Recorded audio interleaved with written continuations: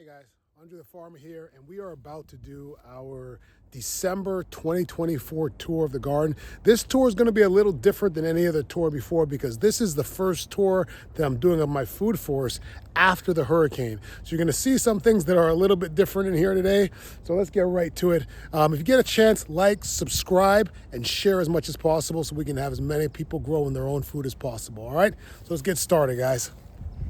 So first tree right here used to be my coconut cream mango. A lot of people were confused about what a coconut cream mango is.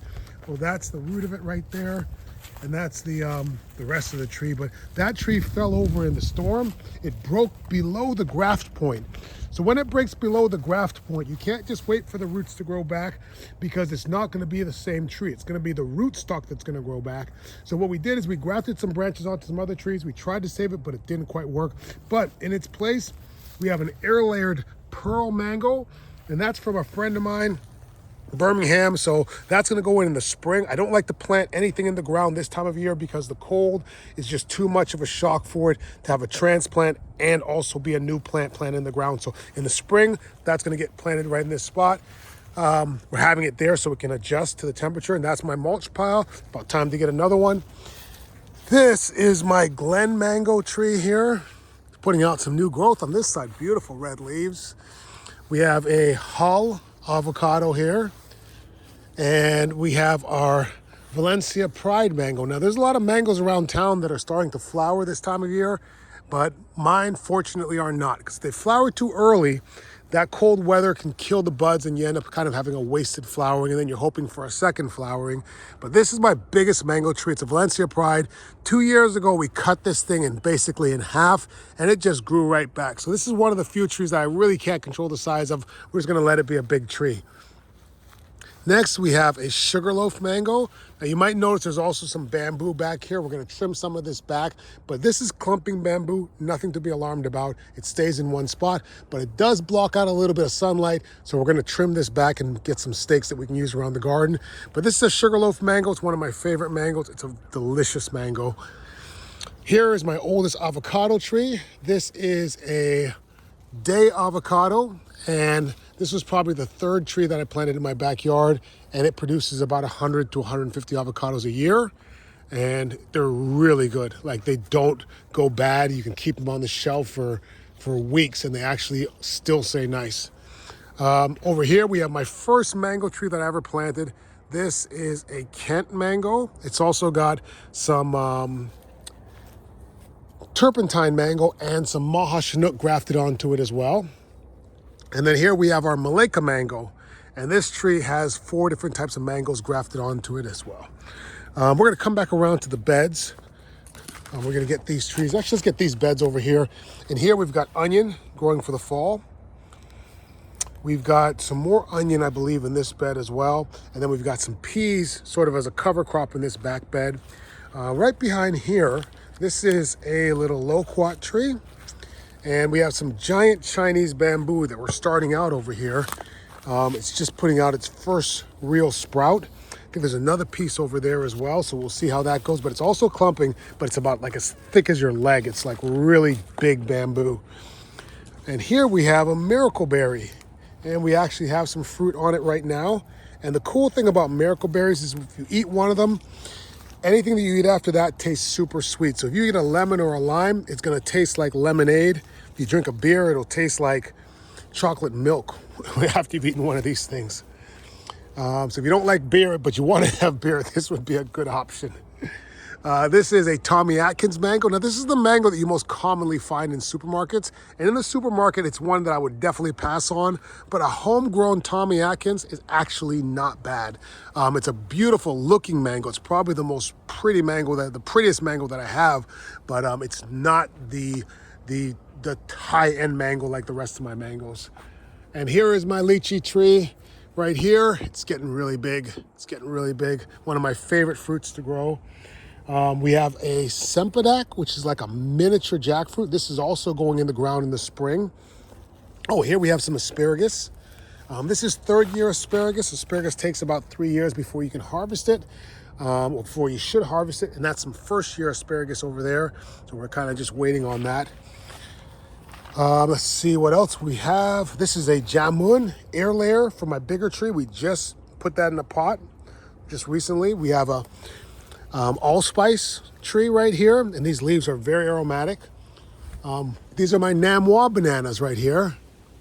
We've got a lot of stalks here. We probably have too many. We really should only have one stalk at each stage. We should have the grandfather, we should have the father, and we should have the son, or the mother, daughter, granddaughter. But right now we've got three about the same size, which is going to mean that they're all going to fruit around the same time. We're going to get too many bananas, and they're not going to be maximum size, because all of this, remember, is one plant.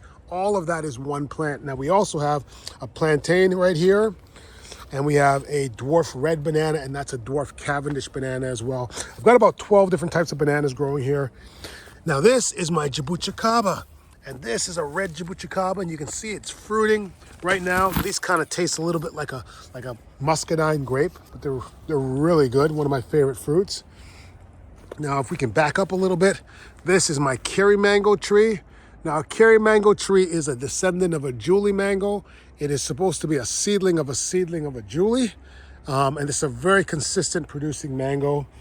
In the beds over here, we have Chinese lettuce. This is available on my website. We're selling the seeds on the website, seed packs. It grows super easy. It's pretty pest resistant, and it's absolutely delicious for salads. We have our papaya, which is not my favorite fruit, but still grow them. They're good for giving away and things like that. I think this one here is getting ripe here. So this one's starting to turn color a little bit. Probably gonna pick that before something else gets it, and I'll bring it in. My wife will juice it. We have a young papaya right here. We have some lemongrass or fever grass growing here. This stuff is easy to move around. We transplant it. I put it in different patches. It's also good for fertilizer as a chop and drop, because it grows so prolifically. I know a lot of people think that's probably sacrilegious to use this for chop and drop, because it's such a valuable plant, you know, in terms of making teas and using for seasoning and stuff. But it does, you know, kind of grow excessively. And here we have Turk's cap hibiscus, and we have the bees busy at work right here. This Turk's cap hibiscus is a very prolific grower. You can actually just take these flowers right off, and you get a little sweet treat at the back of them. The flowers are edible, like all hibiscus flowers are edible. But I just take the little nectar, and I'm good with that. And they grow from cuttings. So this all grew from one cutting that I got on the side of the road, stuck in the ground, and here we have this now. So I actually need to cut it back. I'm going to use this for also chop and drop, which means I'm going to use it for fertilizer as organic matter, and we're going to put it around our trees to help feed our trees. This is a sugar apple right here. We have another sugar apple right here in the middle of this plant here. It's doing pretty good here. Let's see, we have a fruit punch mango right here. Another really good mango. We have a Thai purple mango, which is a new addition. This is going to be the first year in the ground for this tree. So hopefully it will produce. And here we have a couple seedlings. These are sugar apple seedlings that we planted from seed. We have 3 of them. This one here got run over by a lawnmower, but it's bouncing back a little bit here. There's the 3rd one. Now in the beds, we have, well, first in front of the bed here, we have a variegated pink lemon, which actually has produced lemons at this size already. We've still got peppers growing here.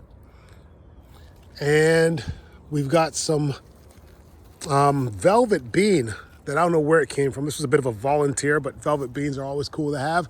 And then we've got our giant okra that we have the wet seeds on the website, and we're only selling these for $1 a package for these seeds on the website.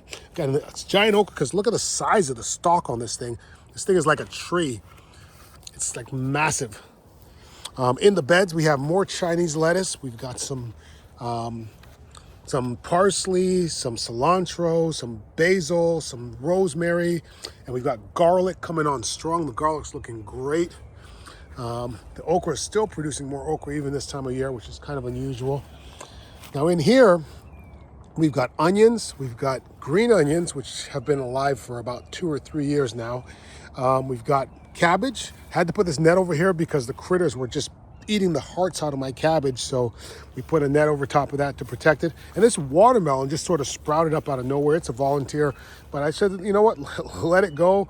They don't really like the cold, so I'm not sure it's going to do much this time of year, but we're just going to let it go. Now you'll notice too that I also have things like basil and onions and other herbs inside with the vegetables, because that's going to help protect them. So in here we've got basil, we've got a little sage at the back here, and we've got kale, broccoli, and cauliflower inside this bed as well, along with the onions. Now we're going to take a walk through this way, and we'll come back around over there. We've got Cuban oregano that grows unbelievably here.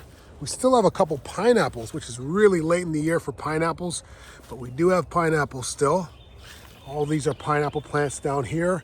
We've got a plantain right here. Now I'm also growing passion fruit, and what I'm trying to do is get this passion fruit to grow off of that tree that was cut down, off of this Pakistani mulberry, and along this cord, I needed to get to these oak trees. And once it gets to the oak trees, it'll go up the oak trees and it will just drop down passion fruit when it's ready. Here we have some katuk, which is kind of worn out for the season, but I leave it in here because it's a great insulator for the rest of the plants. It helps protect things like this Julie mango, a bit of a windbreak, and also just give it some warmth, and eventually we'll cut most of this down and use it as chop and drop as well. But this is a vegetable that you can eat. It's like a tree lettuce. You can actually eat these leaves. They're really good in a salad, and they're really high in protein for a plant. They're super nutritious, and it grows like a weed. Let's see the Cuban oregano here. This is my strawberry tree, AKA Jamaican cherry. And let's see if we can find any left. I think they're all gone finally. Oh, there's one right up there. Hard to really see, but there's one right there. Oh, there's a couple over there too. But they're kind of gone for the season. In the spring, this tree will produce, and it will produce all summer long. And they taste like cotton candy. And this is my tamarind tree, which flowered this year for the first time and it held one fruit, and something ate it. Something ate it right before I was gonna pick it. Something ate it. So next year, hopefully we'll get a much bigger crop. This tree's matured a lot over the last couple of years, so we'll see. This tree was a pencil when I got it. This is one of the few mango trees that I'm growing from seed here. And I have grafted onto this one branch here, a Dominican mango, so we'll see how that goes.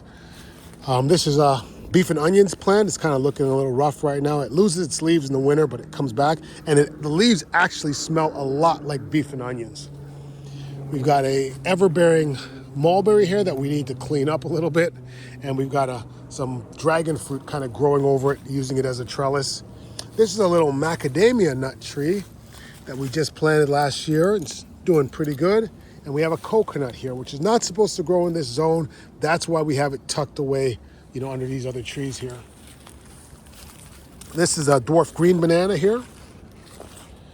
And we're gonna go this way. We've got a little loquat seedling. This is a jackfruit seedling. The cold just come through, so a lot of things are looking a little crispy right now. And our sapodilla is kind of loaded right now with fruit. So we'll see how that goes. We'll see if they ripen up or if the critters get them first. This is another sapodilla here. It's a Moreno variety. And then we have another jackfruit seedling. We're gonna go down this way.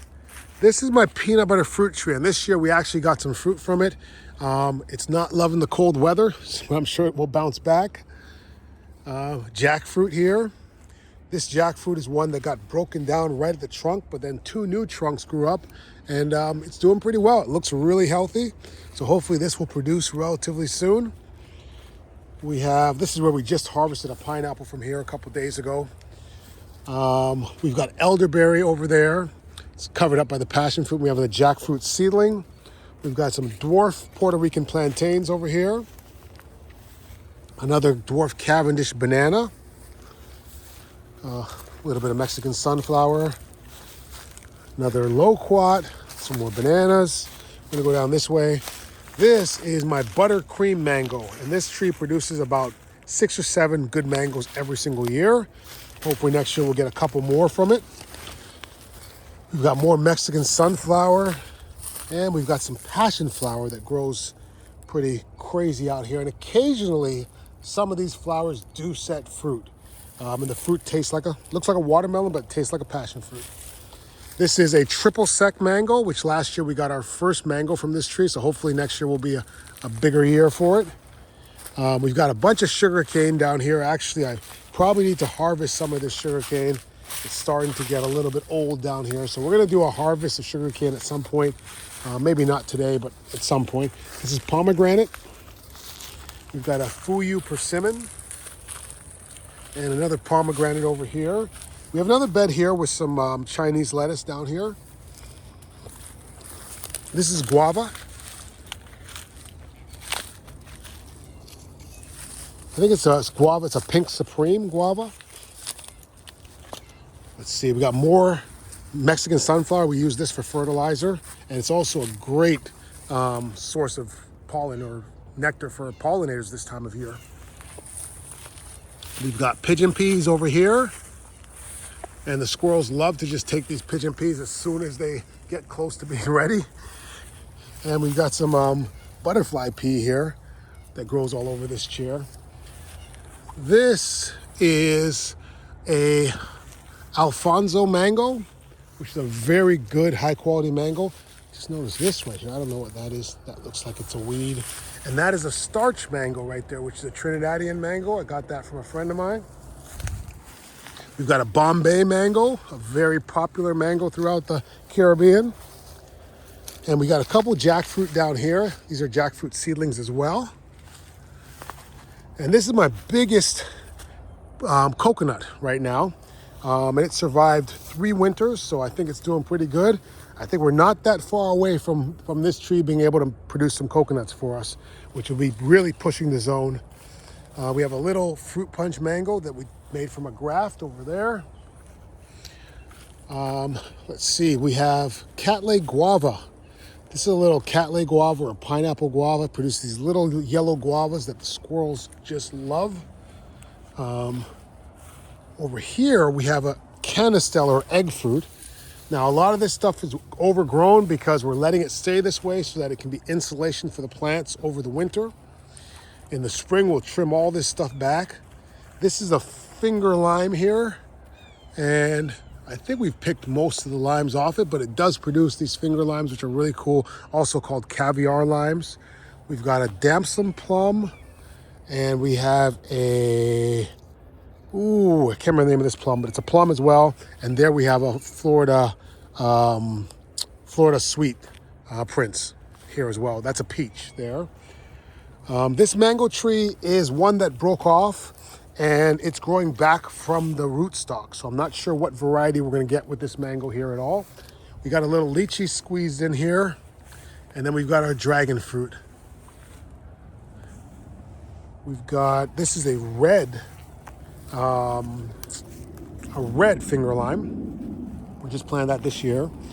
This is my Pickering mango, and this is a tree that produces about 10 to 12 good mangoes every year at this size. If you're looking to do a mango in a pot or a dwarfed mango, Pickering is a great option for you. It's a really good mango, one of my favorites. And here we have a couple of grafted trees. So these are a couple seedlings that I grafted onto to create. You can probably see the graft point still. They're young. Yep, you can see it right there. That's the graft point. And I believe one of them's a Glen and one is a Sugarloaf. We've got some more dragon fruit over here. Now down here we've got bananas and more sugar cane. But we also have some cassava, and the cassava is starting to turn. So it's time to harvest this cassava down here. So we're gonna probably harvest this real soon. And here we're growing some onions in this bed right here. And we made another bed where we are gonna do yams next year in this little bed right here. And not sweet potato, yams. This is a cashew tree, and it does not like the cold. It's really, this cold weather we've been having has really made it struggle. I might have to cover this up, but this is an air layer from my bigger cashew tree. It's actually probably bigger than the main cashew tree now. We got a little bit of sweet potato left in here, and we got some cilantro or shadow benny growing in there. We're doing some grapes over here on this trellis. This is the first year we've really put these on a proper trellis, so we'll see how they do. We got another jackfruit seedling. We have a couple mangoes down there as well, and some bananas as well down by the lake. We don't really go down there that much. Got another dragon fruit just growing up this tree right here. Let's see. We've got star fruit here. We've got 3 different varieties of star fruit. This one's flowering right now. This is my ackee tree. We just recently planted this ackee. We've got some lemongrass here as well. This is a chirolata, which is a cross between a custard apple and a cherimoya. Let's go over here real quick. This is my cinnamon tree. And you can tell it's cinnamon because the lines on the leaves go down like this. And the leaves do smell like cinnamon. It's not big enough to really harvest any bark off it or any wood off of it. This is another star fruit right here. See, it's flowering right now as well. We've got an ice cream banana over here. This is Mayan tree spinach, which does not love the cold either, but it's going to bounce back, and it grows super easy from cuttings as well. We might actually put some of those on the website. This is chocolate pudding fruit, or black sapote, and it actually does taste like chocolate pudding. And this is an ice cream mango here. And we have more katuk, which is growing super tall right now. But we're going to trim all this back, and it's going to be fertilizer. It's going to feed things like this Mona Lisa banana. And we're going to go up here to this is another star fruit here. This is my favorite of the star fruit varieties that I have. I can't remember the name of this particular variety, but it does produce some really sweet star fruit. We've got another pineapple, caged pineapple in here. Seems like it's doing okay. We've got more passion fruit here. This is a June plum right there. And then behind it, we have a hog plum. And this tree right here is a hog plum as well. We have another June plum here. This is a dwarf June plum. And we've got some June plums on it, just kind of starting out, and some flowers starting this time of year. We have bay leaf over there. This little plant right here is a bay leaf, like what you cook with. And we have curry leaf, which we've used to actually make something similar to a curry powder. We have gooseberry. And this down here, all this stuff down here is longevity spinach, which is a great spinach to cook with. And it literally tastes like spinach, and it grows like a weed. You have an unlimited supply of this stuff, and it's way more nutritious than regular lettuce anyways. This is my soursop, or one of my soursops. So hopefully next year this tree will actually flower. It's looking very healthy. Most times it loses its leaves, but this year it has not lost any leaves, so hopefully it's going to be good. We have another soursop in there, growing in there. We have mullein right here, or toilet paper plant, which is very medicinal. Way more katuk over here. We have a sugar apple tucked in there. Blue vervain, which is also a very medicinal plant. This little avocado seedling just popped up, so I left it. This is my biggest jackfruit tree right here. We just recently took the top off of this tree to try to get it to branch out more, get a little thicker, and hopefully produce some jackfruit for us. It produces a lot of male flowers, but no female flowers yet. I'll show you what, the male flower looks like it fell off there. Usually you can find a few male flowers around, but maybe not now. This is moringa. We've got moringa there, and we've got a bigger moringa tree here. We've got a lot of moringa powder in the house, so I didn't harvest any leaves this year. I kind of just left it alone. I might just prune it just to get it to branch out a little more. But this tree, I feel like every time I prune it, it puts one branch out. And then I'll prune it, and it puts like maybe 2 branches. Then I'll prune it, and it puts 1 branch. You know, it doesn't really branch out a lot. This is a governor's cherry right here from Trinidad. A friend of mine gave me it. Hasn't fruited yet, so we don't know what it's going to look like. And this is my Frankenstein mango, and this tree's got a whole bunch of different mangoes grafted onto it. I'll show you one of the really cool grafts on this tree. Kind of illustrates what grafting is about. So right here, you can see the graft union. And I believe this is Namduk Mai mango, this branch right here. But this tree has about 12 different types of mangoes grafted onto it. We've got some coffee growing down here. It's looking great. Coffee loves to be in the shade, so we've got it down here underneath these trees here. This is a jamun, or Javan plum, or black plum. We have a longan that we are coming out against here. There's two longans beside each other here. This is the bigger one, and we have a little baby longan here. This is a lychee tree right here. We actually have some new sugarcane that we just planted here as well. So we'll see how that goes. This is a Oro Negro avocado. This is a lemon meringue mango. And we have a Valencia Pride mango. This is actually an air layer from my biggest mango tree over there. We have a little East Indian mango just starting out. We're gonna move this to somewhere else, I think, because this ice cream bean is starting to really grow. And this whole area is brand new. That sky, we've never had sky like that before. A bunch of trees fell down during the hurricane, so all of these trees now are getting light like they've never had before. So we'll see what changes we get out here. This is a Super Haas avocado, and we have a little Barbados cherry over there. This is a Pina Colada mango. And that tree right there is a Suriname cherry. We also have a Grumachama over here, which is kind of like a cherry. And we have a little tiger tooth jujube, which loses its leaves in the winter, but it's still alive. Our staghorn fern, we got that from Aika. We have a little root beer plant, which is struggling in the cold here. And then we have a sugarloaf mango.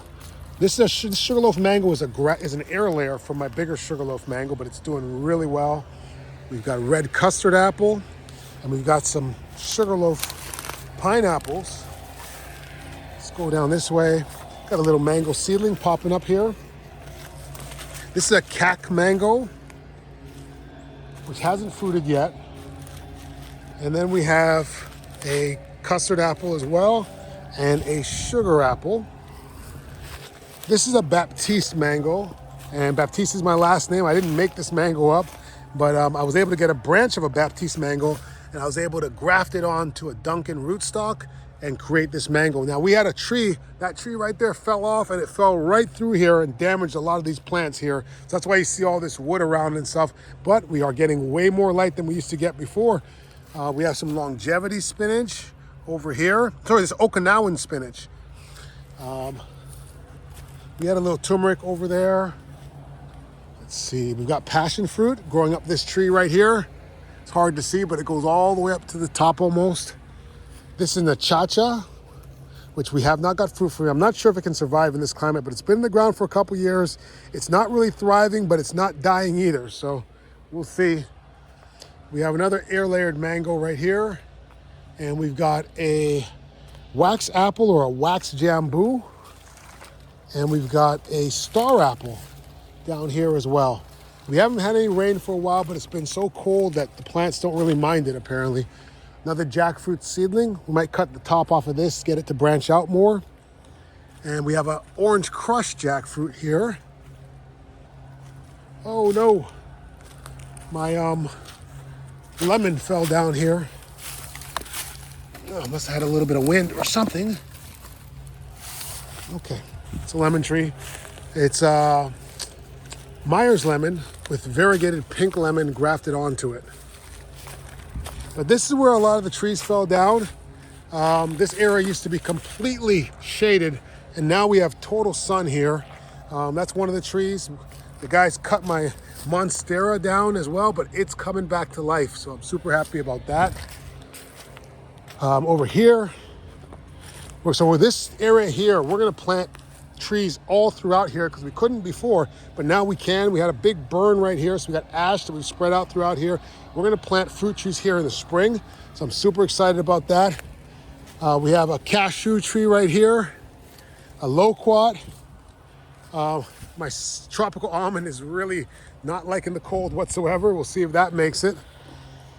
This is my little greenhouse, and in here we keep some of the seedlings that are a little more cold sensitive, and also our cacao tree, which we are really trying to grow cacao completely inside. We'll see if we can do that. And this is my wife's flower bed here. It's kind of a little bit neglected. We have some jabuticabas over here. We just planted these in the summer over in this new spot, and they're actually starting to put out some new growth, so I think they like the spot. Jabuticabas, again. These are my olive trees here. And these olive trees are actually doing pretty good. They've been around for a long time and they've been moved so many times. This is their final resting place, so hopefully they produce here. This is our bamboo wall. Now on this side is not my property, but we do have a lot of orange trees in this little field here. It's an old abandoned orange grove, and we do harvest oranges from this field. Now, we have a couple more trees. This is another jabuticaba here, which is growing really well. It likes this spot. Got some crepe myrtles here that if I could, I would take them out and put jabuticabas, but my wife likes them. And then we have some sugarcane that we started along here, just to have some sugarcane a little closer to the house. This is a guinip or guinipa, Spanish lime, mamosillo, a lot of different names for that. And this is a rose apple that was given to me by a friend of mine. It's really struggling in this cold weather, but it does have a flower on it apparently, so we'll see how it does. And then we have our sugar apple over here, and that is it. That is the end. If you enjoyed that, hit the like button, subscribe. I've got plenty more videos to come. I normally do tours of other people's garden, but every quarter I like to do a tour of my own, okay? All right, guys, take care. Bye-bye.